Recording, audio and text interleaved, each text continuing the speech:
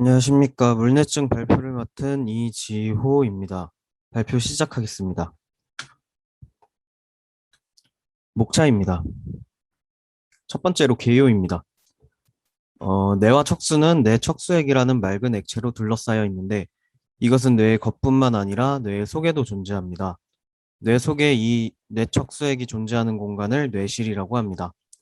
뇌척수액은 주로 뇌실에 존재하는 맥락얼기에서 만들어져서 뇌실에 머물다가 뇌 밖으로 빠져나와서 뇌와 척수의 겉을 순환하다가 거미막 및 공간 및 척수 중심간으로 흘러들어가고 최종적으로 뇌에 존재하는 특수한 정맥의 체계인 정맥동으로 흡수가 됩니다. 물뇌증이란 뇌척수액이 뇌 안에 비정상적으로 축적되는 질병을 말합니다. 물뇌증이 발생할 경우 뇌실의 과도한 확장으로 인해서 뇌의 실질을 압박하여 뇌의 기능 장애를 보이며 머릿속의 과도한 압력의 상승으로 인해서 여러 가지 악영향을 끼칩니다. 다음으로 물뇌증의 분류입니다. 물뇌증은 비교통성 물뇌증과 교통성 물뇌증으로 구분하여 말하기도 하는데 비교통성 물뇌증은 뇌실 내에 있는 뇌척수액의 통로에 폐쇄가 있는 경우를 말하는 것으로 주로 선천적인 원인에 의한 것이 대부분입니다. 비교통성 물뇌증에선 뇌실 내의 압력만 상승을 하는 것이고 뇌실 외부의 공간에선 압력이 상승하지 않습니다. 교통성 물뇌증이랑 뇌척수액의 흐름이 차단되기보다는 뇌와 척수를 싸고 있는 뇌척수액의 공간의 병변에 의해서 뇌척수액의 흡수가 되지 않아 생기는 것입니다. 뇌실과 뇌실 외부의 공간 압력이 같고 모두 상승을 하게 됩니다. 물뇌증은 폐쇄 부위에 따라 비교통성 물뇌증과 교통성 물뇌증으로 분류됩니다. 비교통성 물뇌증에서는 뇌실계의 폐쇄가 나타납니다.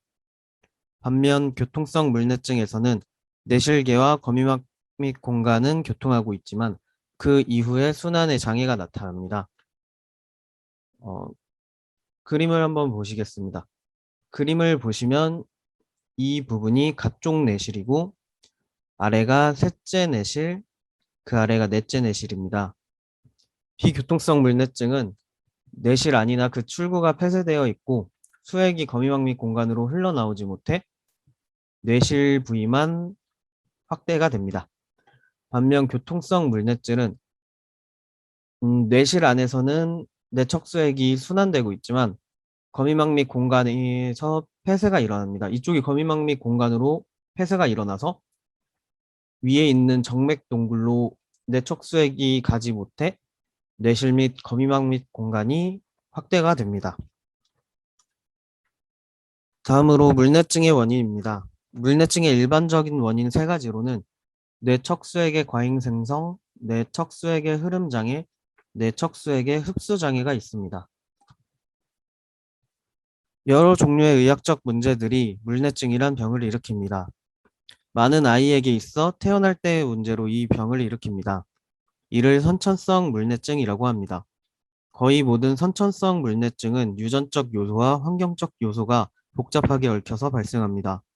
물뇌증의 증상이 아주 늦게 어른이 되어서 나타난다고 해도 출생 시의 문제에 의해 발생한 것이라면 선천성 물뇌증이라고 봅니다. 이와는 달리 출생 후에 머리 손상이나 뇌막염, 뇌종양 등에 의해 물뇌증이 생겼다면 이를 후천성 물뇌증이라고 합니다. 선천성 물뇌증이 가장 흔한 원인이 되는 질환이 수도관 폐색 또는 협착입니다. 수도관은 셋째 뇌실과 넷째 뇌실을 연결하는 족복인 통로입니다. 수도관 폐색은 선천적으로 좁거나 막혀 있든지 감염, 출혈, 종양에 의해 수도관이 좁아졌거나 막힘으로써 발생합니다. 뇌척수액의 통로가 막힘으로써 상부에 뇌척수액이 고여 물뇌증이 발생합니다. 다음으로 이분 척추입니다. 이분 척추는 열려진 척추라는 의미로 척수와 주변 구조인 척추뼈가 선천적으로 막히지 않아 앓는 병을 말합니다. 많은 이분 척추 환자가 아놀드 키아리 2형 증후군으로 발전되며 약 80%에서 물뇌증을 동반합니다. 그 원인은 아놀드 키아리 2형 증후군은 손해의 일부와 넷째 뇌실이 머리뼈의 가장 아랫부분 구멍을 통해 밑으로 빠지는 병변을 나타내기 때문에 넷째 내실에서 뇌척수액의 통로가 막힘으로써 물내증이 발생합니다. 다음으로 뇌실내 출혈입니다. 뇌실내 출혈은 미숙아에게 잘 발생하며 후천성 물내증의 원인이 됩니다. 이는 뇌실에 분포하는 작은 혈관이 터져서 발생합니다.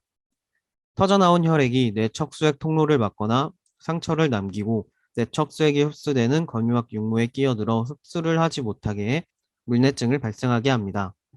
드물게 뇌혈관 기형이나 뇌실 근처에 있는 뇌종양 출혈에 의해서도 발생합니다. 다음은 뇌막염입니다.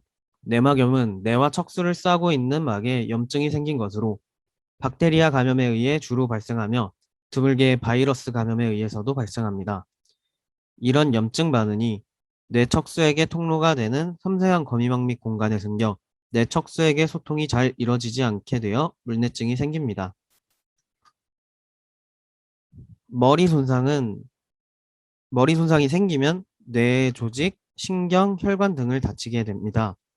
혈관이 닫혀서 혈액이 유출되어 뇌척수액의 통로에 끼어서 막거나 혈액의 염증 세포들이 새어나와 통로에 반응을 남기게 되면 물내증이 발생합니다. 다음으로 뇌종양입니다. 소아 환자의 뇌종양은 주로 뇌의 아랫부분인 후두덕개 구멍 또는 손해에 생깁니다. 종양이 자라면서 이 부위에 있는 넷째 내실을 누르거나 이곳으로 자라나게 되면 뇌척수액의 순환을 막게 됩니다. 다른 부위의 뇌종양도 마찬가지로 종양의 성장에 의해 뇌척수액의 순환로를 막음으로써 물내증이 발생합니다. 다음으로 거미막 낭종입니다. 거미막 낭종은 뇌의 어느 부위에서나 발생할 수 있는 선천성 물혹입니다. 소아 환자에게서는 뇌종양과 비슷하게 뇌의 아랫부분과 셋째 내실 근처에서 잘 생깁니다. 거미막 낭종은 뇌척수액을 함유하며 거미막에 의해 쌓여 있으며 뇌실이나 거미막 및 공간과 통하기도 합니다. 이런 물혹이 뇌척수액 순환로를 누르거나 막게 되면 물내증이 발생합니다. 다음으로 댄디워커 증후군입니다. 댄디워커 증후군에서 넷째 내실의 출구가 부분적 또는 완전히 막혀 있기 때문에 넷째 내실은 확장되어 있으며 손해의 일부분도 발달하지 않습니다. 또한 댄디워커 증후군은 뇌의 다른 일부의 발달도 잘 이뤄지지 않으며 수도 간의 폐색도 잘 발생합니다. 이런 이유로 물내증이 발생합니다. 다음은 물내증의 증상을 보겠습니다. 물내증 아동은 걸음마 시기에 머리 크기가 비정상적으로 커집니다. 이는 머리뼈의 봉합선이 완전히 닫히지 않았기 때문입니다. 이로 인해 앞 숫구멍이 부풀어 오르거나 팽팽해지기도 하고 두피는 얇아지고 반짝거리기도 합니다. 또한 두피 정맥은 부자연스럽게 커져 있기도 합니다. 증상으로는 또 다른 증상으로는 구토, 졸음, 보채기, 발작, 아기 눈동자가 아래쪽으로 떨어져 있는 현상 등입니다. 걸음마 시기 후기나 소년기에는 봉합선이 이미 닫혀 있기 때문에 머리 크기가 커지는 증상보다 뇌실이 커짐으로써 발생하는 머리뼈 안 뇌압 항진 증세를 나타냅니다. 또한 두통, 구역질, 구토와 물체가 두 개로 보이거나 흐릿하게 보이는 증상들이 나타납니다. 또 균형을 잘 잡지 못하거나 걷거나 말하는 것이 늦는다거나 하는 발육지연 증상이 나타날 수도 있습니다. 다음으로 발병 시기와 증상에 관한 표를 보겠습니다. 0에서 2세의 신생아 유아기에 물내증이 발생한 경우 머리뼈 봉합이 완전히 유압되어 있지 않기 때문에 내실 확대에 따라 머리가 확장되어 머리 둘레의 확대와 앞 숫구멍에 팽룡이 나타납니다. 두피에 신전, 광택이 나타나고 또한 시신경 위축, 갓돌림 신경 마비, 다리 경직이 발생합니다. 2세 이후 아동기에 물내증이 발생한 경우 앞 숫구멍은 닫혀 있는 상태로 이 시기에는 정신지체, 운동발달지체 등의 증상을 보입니다. 성인기 물내증의 증상으로는 보행장애, 치매와 같은 정신활동의 저하, 요실금 조절장애 등의 증상이 나타납니다. 다음으로 물내증의 치료입니다. 물내증의 치료는 약물치료, 뇌실외 배액술, 그리고 션트 수술이라는 세 가지로 주로 이루어집니다. 약물치료는 아세타졸라마이드라는 약물을 이용해 뇌척수액의 형성을 억제합니다. 하지만 이는 장기적 치료에는 부적합합니다. 내실외 배액술은 내실에 차 있는 내척수액을 외부 통로를 통해 밖으로 빼내주는 방법입니다. 중한 상태이거나 출혈 후 발생한 물내증에 유용하게 사용되지만 물내증이 자주 재발하는 환자에게는 부적합합니다. 다음은 션트입니다. 션트 수술은 뇌나 척수에서 뇌 척수액을 다른 곳으로 흐를 수 있게 하는 션트 튜브를 이용하여 물기를 만들어주는 것입니다. 주로 뇌실에서 복강으로 흐르게 하는 수술을 진행합니다. 션트 튜브는 한쪽으로만 흐르게 만들어진 관으로 신체에서 뇌로 뇌 척수액을 역류하지 못하게 방지하는 특수한 관입니다. 직경은 2mm 정도이고 부드럽고 유연한 성질을 갖는 플라스틱으로 만들어지며 우리 몸과 잘 융화됩니다. 관련 논문 보시겠습니다. 첫 번째 논문으로는 자발성 뇌실내 출혈이 동반된 시상부 내내출혈 환자에서 수두증에 영향을 미치는 인자입니다. 전체 내내출혈 환자 중 약 10에서 15%를 차지하는 시상부 내내출혈은 그 위치가 뇌실계와 가깝기 때문에 뇌실내 출혈을 동반하는 경우가 많습니다.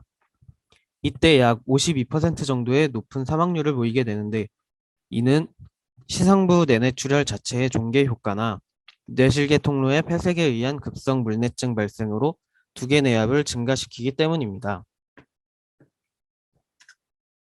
다음으로 급성 물내증과 사망과의 상관관계를 보시겠습니다. 위 표를 보시면 본 연구에서 92명의 뇌실내 출혈 환자 중 31명이 급성 물내증이 발생하였으며 31명 중 15명이 사망한 것에 반해 급성 물내증이 발생하지 않은 61명의 뇌실내 출혈 환자 중에서는 3명만이 사망하였습니다. 총 사망 환자 18명 중 15명이 급성 물내증이 발생하였기 때문에 급성 물내증이 사망과 관계가 있음을 알 수 있게 합니다.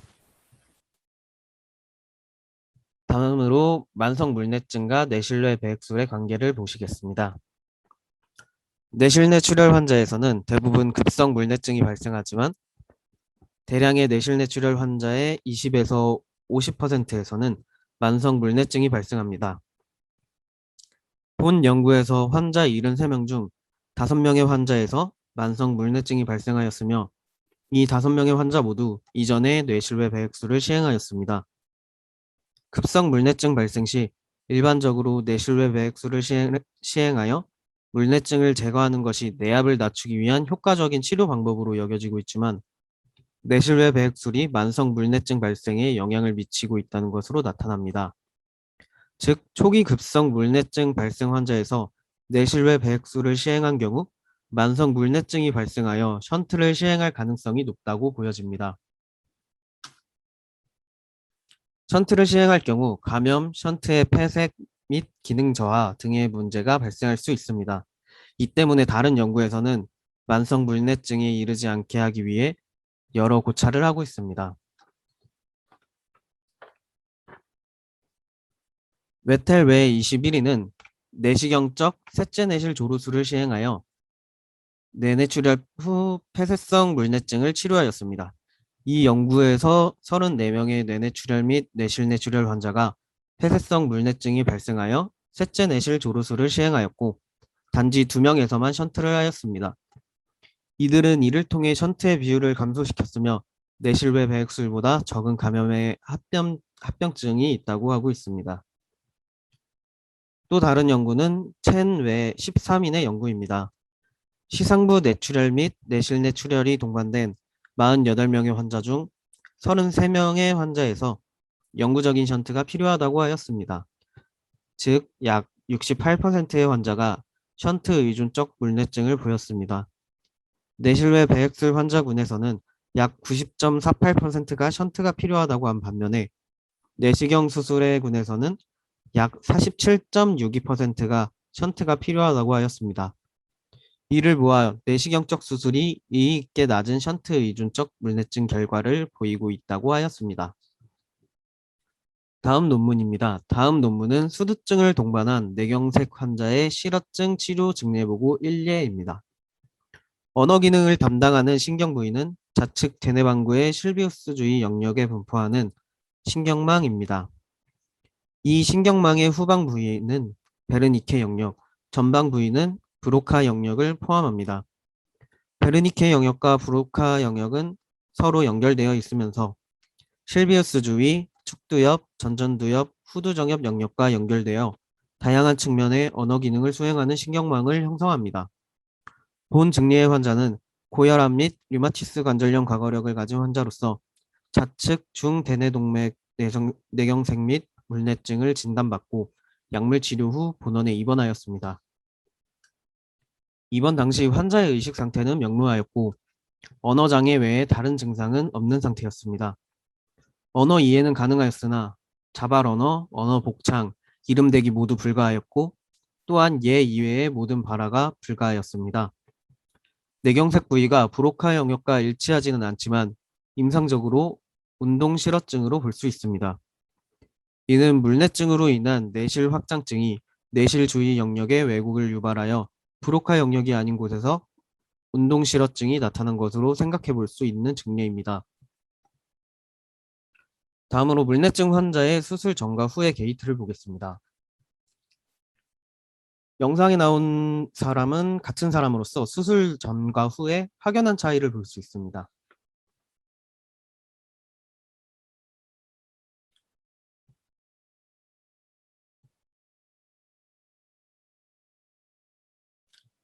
참고 문헌입니다. 이상으로 발표를 마치겠습니다. 감사합니다.